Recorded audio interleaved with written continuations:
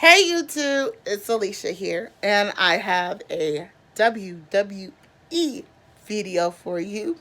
So, without further ado, we're going to get started. So, tonight, as y'all know, today was Dr. Martin Luther King's birthday today, and WWE used the same packaging every year to do it.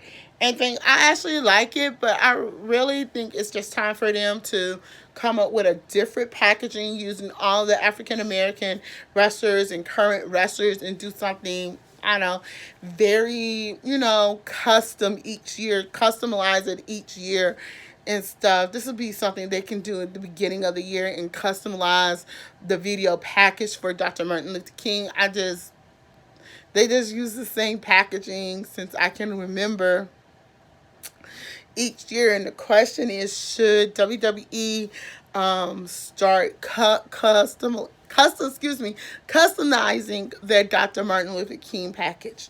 So then the show starts with Paul Heyman and Brock Lesnar, and Paul Heyman start running his mouth. I'm not too full on for Brock Lesnar or Paul Heyman, his advocate Paul Heyman, and like sometimes they run their mouth and then sometimes they will get themselves in trouble. So to get to say Paul Heyman called John Cena second best,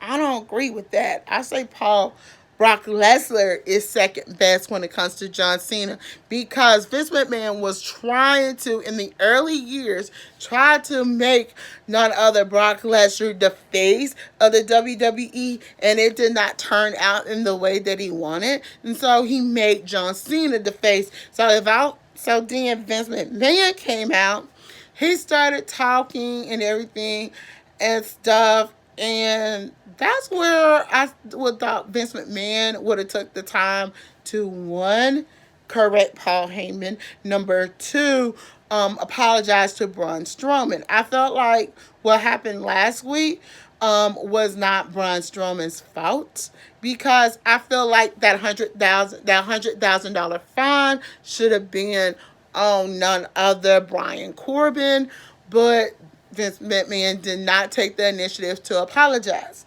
Now, then Braun Strowman comes out. He's on the edge of the ring, and like Vince going, "What you doing out here? What you doing out here? No, no, no, no, no, no, no! You don't talk to Braun Strowman like that. You gave him $100,000 fine. I don't blame him for coming out there, confronting you, and then while he's on that apron, Brock Lesnar go, ha, ha, ha, ha, like taunting him. And it looked like Vince is like trying to tell him, man, can you back up? Don't taunt. It's like Vince McMahon was trying to tell Brock, don't taunt him. Don't taunt him. He gets in, he says what he got to say. He says something to the cause of, oh, I'll flip over your limousine again, and I don't blame him. But that first time he flipped it over, Baron Corbin should be the one having $100,000 fine, and I'm gonna get to that question in a minute. So then, as I'm saying, Brock Lesnar is taunting him because Braun Strowman is not champion, is not the number one contender no more. So as y'all know, Finn Balor is the number one contender, and then at the same time, before everybody got in the ring, Vince was trying to tell the story of David and Goliath. I don't know what David Goliath that is he told, but that's not the one I learned from the Bible. And the one that I like was like, Finn Balor must be into his Bible because Finn Balor told it the right way. And so Vince goes, okay, since we're talking about, David and Goliath, how about our David, Finn Balor, versus our giant, none other, Braun Strowman. Man, this match was a good match until Brock Lesnar, this actually resulted in a disqualification match, meaning Brock Lesnar got involved and he started attacking none other than Finn Balor. This made Finn Balor have to focus on Braun Strowman and Brock Lesnar. Do I feel like Finn Balor could be a future Universal Champion? Yes. I feel like Finn Balor gives me, hope. Excuse me.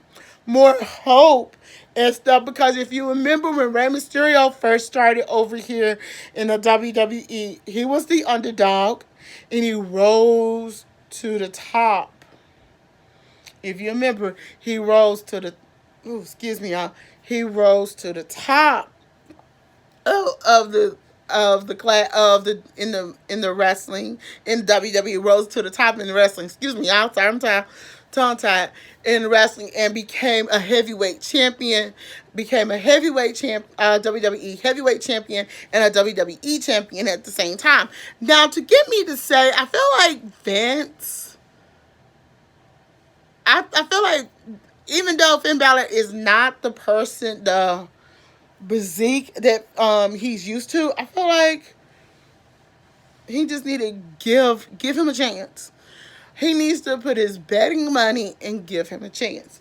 So another match I want to talk about is Apollo Crews and Bobby Lashley. Okay, y'all, gotta speed this up.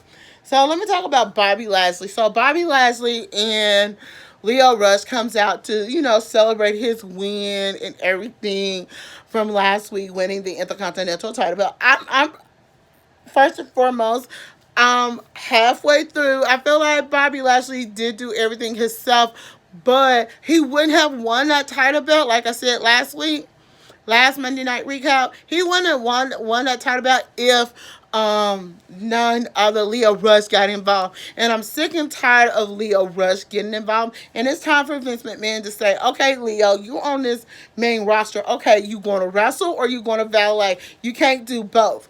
And to me, I feel like they can find some kind of way to make him be in a match, be in a match and thing. But we're going to have to see where it go. But let me just tell you something. This match between Apollo Crews and Bobby Lashley, they match each other for move. And I'm going, like I'm saying, I don't like to see like guys like this that can match each other for move. When it's guys like this, and Bobby Lashley ended up winning in the long run. But when it comes to guys like Bobby Lashley and Apollo Crews, you need to combine them together and turn them into a tag team. I'm saying it. Turn them into a tag team. Now, the next match we'll have is Seth Rollins and Drew McIntyre. Let me tell y'all, it was one of the best matches ever. And like I'm saying, I'm not talking about every match, but this is one of the best match ever. I just love how Seth Rollins, he reflected on the Dr. Martin Luther King thing. I appreciate him from doing that. And it was just one of the best matches ever. Now, a moment with Bliss went into array. Mayhem in the women's division. In the women's division by Mayhem. So she had on the show Nia Jax. Why y'all can't go for somebody else? Excuse me, y'all. Why you can't get somebody else or anything like a Ember Moon, a Nikki Cross, a Mickey James, type like folks to be on your show.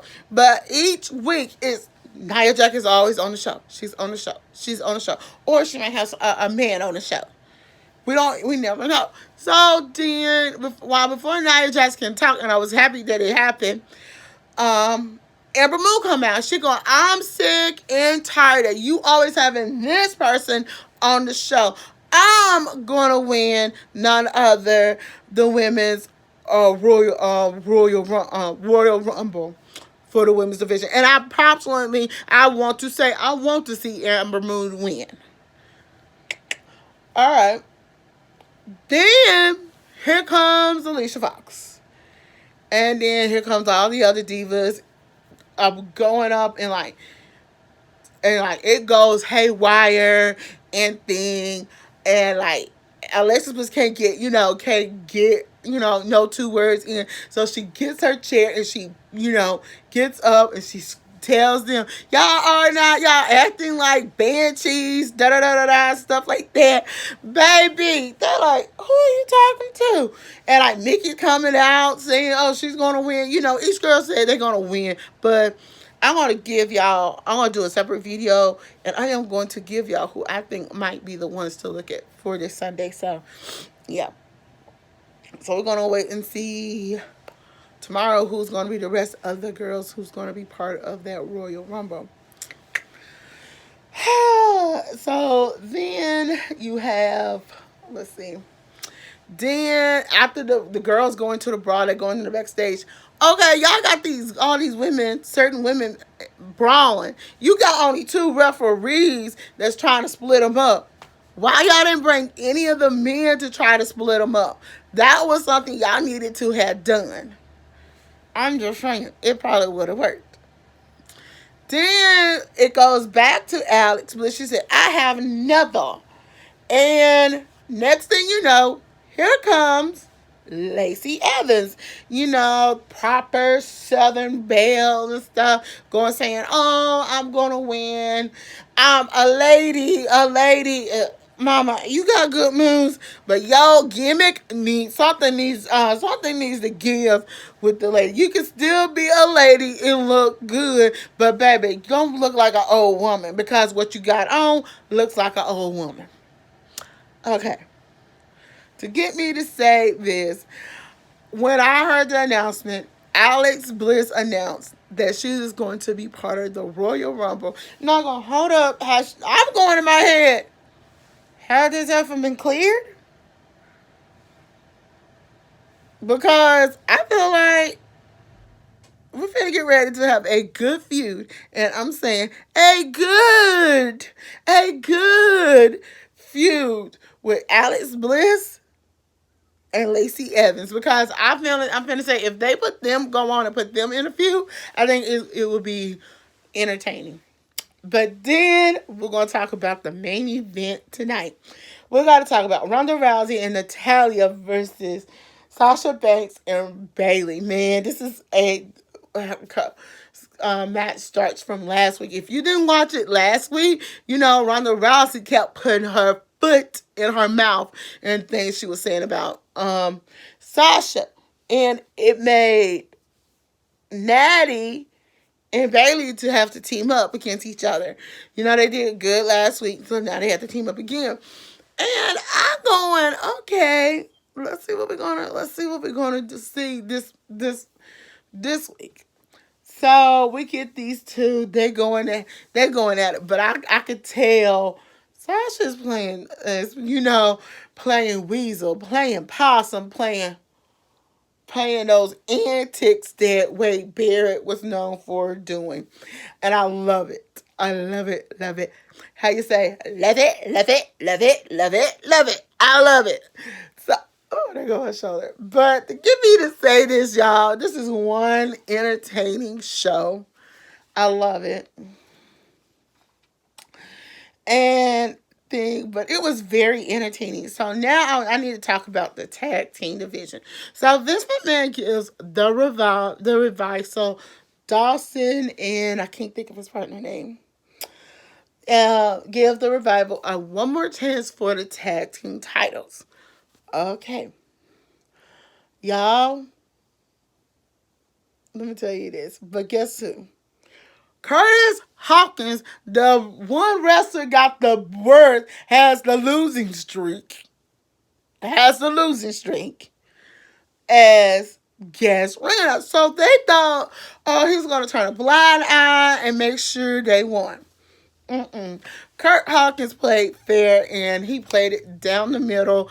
I mean, I give him kudos. I feel like he's the guy. He should be a referee. I literally will say he probably will be a wrestler referee that you can call on to be going, hey Kurt, can you referee this match? And I feel like they should just try to go on and get Kurt Hawkins his referee license. I mean, I don't know how you go by that, but get him his referee license and things. So that's something I would love to see and he's like refereeing. So then the first move that the Revival tried to pull. It was like, hold down Bobby Roode's leg. He caught that. Then another one tried to put his leg on the ring. He go, Then he tried to have the tights. Nope. Every time he caught them, you could hear Corey Graves going, man, come on, that was a 3 count. No. Nope. He caught them every time, and he was trying to play it down the middle until he got pushed, and he like, back. Chad Gable took care of it. And Robert Roode and Chad Gable end up containing their title belts. So the Revival going, what happened? That was 1, 2, 3, 1, 2, 3. And then he goes, And he said, look. So he points to the monitor and he's pointing out the things that they was doing. And all next thing you know, the Revival, let's just say it, the Revival end up attacking him. None other, if it wasn't for none other Kurt Hawkins, former partner and for a former tag team partner, but one of his best friends, that Zack Ryder, to come to his aid, he would have got beaten down. And I'm gonna have to say this, Revival, you are just sore loser. Maybe next time, but I mean, Chad Gable, and when it comes to Chad Gable and Roode, I feel like this is a good opportunity for them to have a good extenuous a good extenuous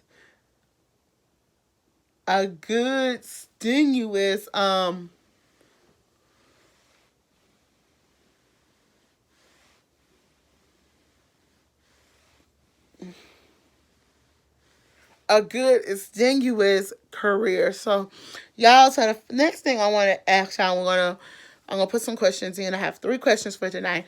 And the first question is, to make sure Lio Rush don't interfere in no more of Bobby Lashley matches, do you feel that he needs to be put in a match or stay in the back after he comes out?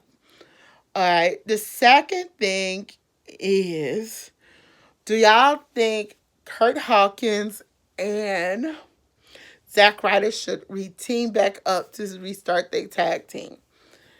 And the next thing is, do y'all think Apollo Crews and Bobby Lashley will make a great tag team? Those are the questions for today's Raw is War recap. I'm sorry it was a little slow getting off, but tongue-tied a lot. But I hope y'all enjoyed the video. Until then, I'm Alicia. Don't forget to thumbs up this video, comment below, and subscribe to my